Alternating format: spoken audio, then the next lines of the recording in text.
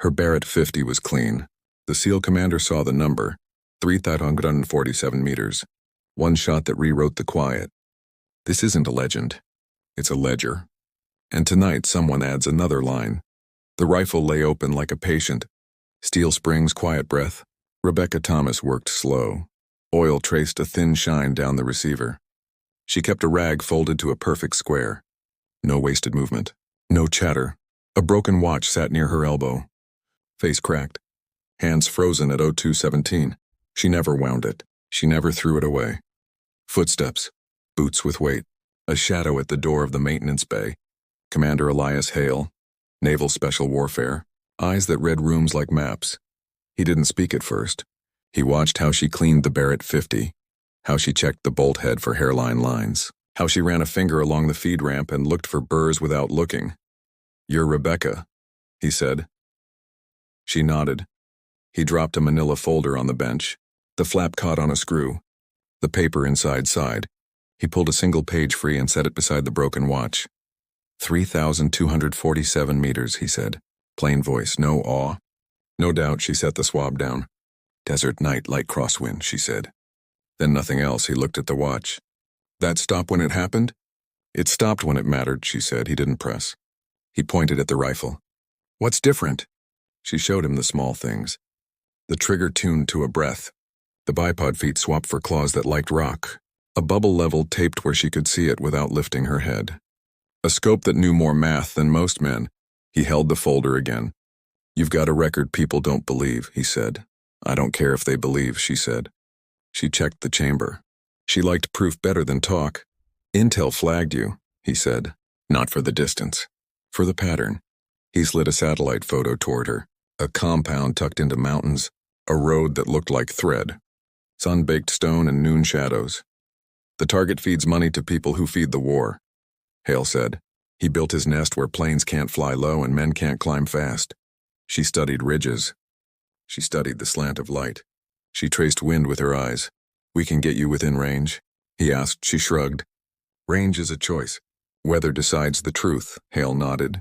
He watched as she reassembled the Barrett. He watched her hands slip the bolt home and close it soft. He was quiet long enough for memory to speak. Years from now, somebody would post a clipped scene with auto-generated English captions and call it, As she cleaned the Barrett 50, the SEAL commander noticed her 3,247-meter kill record. They would miss the silence in the room where the work lived, English, auto-generated, as S. The bay smelled like oil and dust. A distant generator coughed. On the bench lay an empty wallet. Frayed edges, no cash. A folded bus ticket from a town that never grew. She didn't open it. Hope curls better when you don't unfold it. Why you, Rebeca? Hale asked. Because I'll be where I say I'll be, she said. He weighed that. He picked up the broken watch. He set it back down. Step outside, he said. They walked into a sky the color of unpolished steel. A dusty road cut across the compound like a scar. It led to the gate and then to the land where distance lied. She watched a small dust devil spin itself thin and vanish. Tonight we brief, he said. You'll have what you need. She looked at the horizon, at the faint ridge where heat bent light. She touched the watch with a thumb and felt nothing. Time had already chosen sides. The siren hit then. Not a drill. Short, hard bursts. Hale's radio crackled, words clipped and wrong. He turned toward the operations building. Rebeca lifted the Barrett case. Her heart did not speed. Training is the slow voice that lives in a storm. Hale's phone lit. A face in a frame. A name on a screen, he swore. He looked at Rebeca like a man who just found out the ground was thinner than he thought. He knows your name, Hale said. And the lights of the base went out. Generators coughed awake. The room grabbed at power in steps. Screens blinked. Maps returned like old memories. Rebeca stood at the back. Hale stood at the front. Intel broke the world into grids and numbers that tried to be true. Codename, Kestrel, financier, mountain compound on a high saddle. Cameras pointing out. Ridges pointing in. A weather officer spoke in sentence shards. High-pressure building. Thermals at noon. Laminar flow after sunset. Window 28 minutes. Rebecca's finger moved over the topo lines. She felt elevation in her wrist like a phantom weight. She drew a line with a pencil, then erased it. Drew another. 3,000 plus, someone said. Closer to 33. 3-2 is possible, she said. 3-3 if the night breathes right. Hale drew a circle. Ingress from the west. Goat tracks and broken shale. No radio past this point. Why no radio? She asked. They're burning the air, he said. Wideband jammer. We don't light up unless we must. Gear list. Long gun. Spotting glass that could read the moon. Laser range if it behaved. Small things that weighed more than they should. She added one more to the list. Anemometer, she said. Not the toy kind. Hale smirked. You don't like guessing? I like guessing with better numbers, she said. The broken watch lay in her pocket now. Not on the bench. The glass pricked her palm. The pain kept the room honest. She pulled the empty wallet. Checked the ticket she never spent. Put it back. Some nights hunger is a plan. A younger operator leaned closer. You really did 3247? He whispered. She looked at him, then past him. I did what the wind allowed, she said. He said nothing after that. Intel threw up thermal stills of the compound. Tiny white figures like ants on coal. One walked out on the hour and smoked alone under a dish. Habit makes graves, Hale tapped the screen. That's when, he said. Rebeca nodded. Not a headshot, she said. Low center chest. Body mass keeps your math honest. Coriolis, the weather officer asked. At that range, at this latitude, it's not a rumor, she said. I'll dial it. A door opened. Two men in suits who smelled like air travel slid in along the wall. They gave Hale a look that meant hurry without speaking. Hale rapped fast. Ruck in 1 hour. Wheels at 19. We move quiet. We move thin. The team broke like glass. Small, sharp pieces that knew where to go. Rebeca stayed a moment longer, eyes still counting. Hale joined her. You good?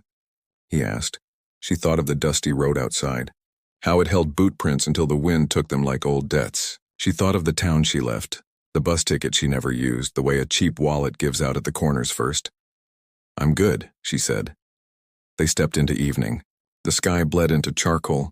Heat left the ground in a slow ache. The road threw dust at their ankles. At the armory, she checked the Barrett again. Clean metal. Smooth edges. Weight like a truth you can lift. She slung it and felt the old bruise where the stock had once said hello too hard.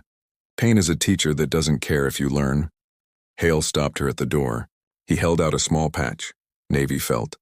No logo, no unit. Just a thin blue line that meant, we carry this and don't speak of it. She didn't take it. Not mine, she said.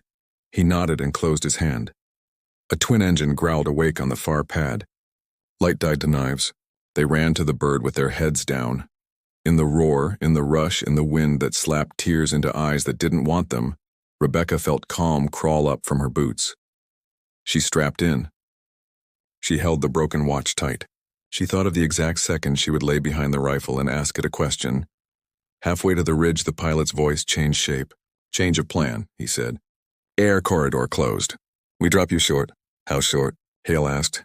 5 clicks short, the pilot said. Why? Rebeca asked. Because the next thing on this channel isn't us, the pilot said. Hale's eyes found Rebecca's. They both knew what 5 extra clicks cost in time. In breath, in margin. They landed on a shelf of stone that hated feet. The bird lifted and left them to the old mountain. They turned toward black rock and thin air and a path that looked like a dare. And then the wind carried a sound it shouldn't have carried. An engine, not theirs. Not 1. 2. Headlights swept the far ridge. Hale killed his headlamp. He whispered, We're not alone. They dropped into shadow. Cold climbed their sleeves. The ridge cut their shins and kept going, 1 step at a time. Count it, don't hurry, don't stop. Rebeca let the others lead for the first mile. She wanted her legs to learn the slope. She wanted her lungs to burn into a rhythm that wouldn't surprise her later. The dusty road below looked like a pale river under thin moon. It ran to the compound's gate and kept running in her head back to that small-town bus stop where nobody waited for her. She touched the empty wallet. Felt the softness where leather had learned surrender. She thought of things she'd bought and not bought. A pair of boots. A ticket. Time. They climbed into wind that forgot it was supposed to be gentle after dark. It pushed at their cheeks like a hand testing their balance. Hale eased up alongside her. You feel it? He asked. Layered winds, she said. Valley slipping east. Saddle pushing west. They argue in the middle. He grinned like a man who has seen a storm and likes the math of it. Can you pick a side? I can pick a time, she said. The last rise before the hide was loose rock that rolled under boots. They moved it grain by grain with their weight and their patience. They reached a shelf just shy of the skyline. A scar of earth in a sea of stone. Not good, not bad. Just what they had. She laid out the mat. She set the bipod. She dug the claws into rock and felt them catch. She breathed to count 8 and exhaled to count 10.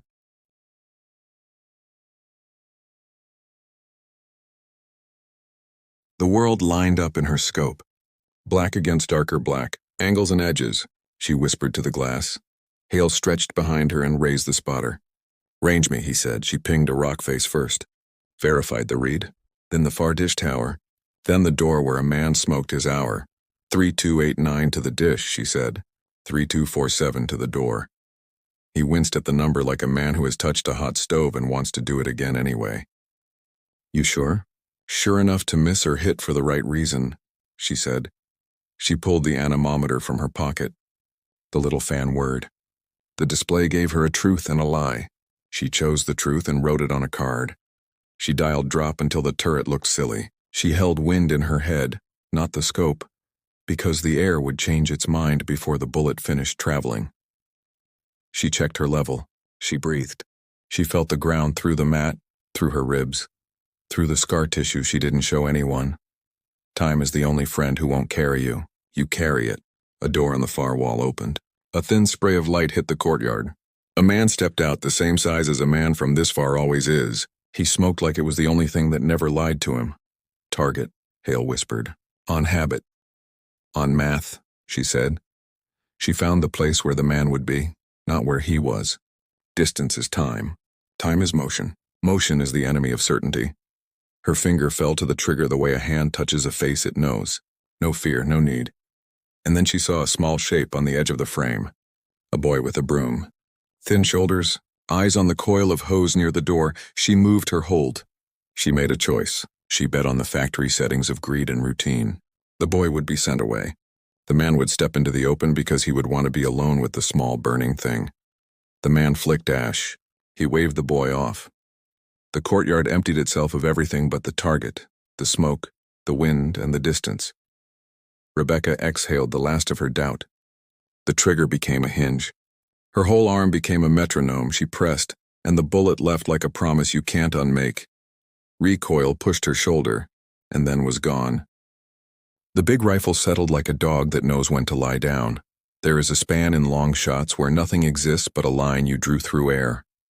Rebeca lived in that span. Hale held his breath because it felt like wrong luck to inhale. A puff at the doorframe. Stone dust first, then the target arched in a way a body only arches when math meets blood. Hit, Hale said. No dance. She watched until no more facts could be found in the way a man stops. She watched the broom clatter where the boy had dropped it. She watched the courtyard stay empty because fear is smart when it hears thunder before it hears the reason. Time to go, Hale said. They broke down the hide fast. Barrett in the case. Glass in the pouch. Cards into the pocket with the broken watch. They rose into wind. They started the knee-down descent that takes a life if you hurry. Halfway down, radios woke like startled birds. Static. Then a voice that wasn't theirs. Stay, the voice said. Then a burst. Then nothing. Hale tapped his earbud like it owed him money. He made hand signs. Back, down. No talk. They tucked into a notch under a bulge of rock. Old snow slept there all summer. The cold crawled up their sleeves and set up camp. Headlamps on the far ridge moved like thoughts you don't want to have. Lights at the compound ran to their corners like men in a house with too many doors. Hale leaned in close. We've got company on our exfil route, he whispered. Plan B, she said. He nodded toward a line etched on their map in pencil and regret. It ran across a face of rock that had no affection for mistakes. It ended in a slot canyon that liked to eat ankles. We need to move now, he said. Or we need to move later, she said. Let them commit to hunting the ghost near the shot. We're the ghost's shadow. He grinned. Remind me to use that in a brief. Don't, she said. They waited long minutes that ate themselves. Wind shifted. Light crawlers on the far ridge chose a direction. Now, Hale said. They rose into the kind of night that feels like a low ceiling, rock loose underfoot. Silence that hates gear. They reached the bad traverse. Hale went first. Rebeca followed with the case hooked to her pack by a carabiner that had already earned its pay in other countries. half a body length out. The rock under her left boot went and the world dropped a half-inch and then thought about more. Her stomach didn't move. Her training kept it nailed down. She reset weight. She found a new hold and kept going. Mid-traverse, a stone above them shifted. It didn't fall. It chose a new life and then changed its mind. Hale whispered. 2 more minutes. She didn't answer. Words are heavy when you pretend they aren't. At the end of the traverse, the slot canyon opened like a throat. They slid in. Dark clutched them. The air smelled like coins and rain that hadn't happened yet. They moved by touch and by a memory of the map. A radio cracked behind them. Not theirs, close. A beam of white sprayed the canyon wall. Shouts that weren't English or Arabic. Tone universal. Hunters who think the deer is near. Hale raised a fist. Stop. Footsteps above them on the rim. Loose dirt rained.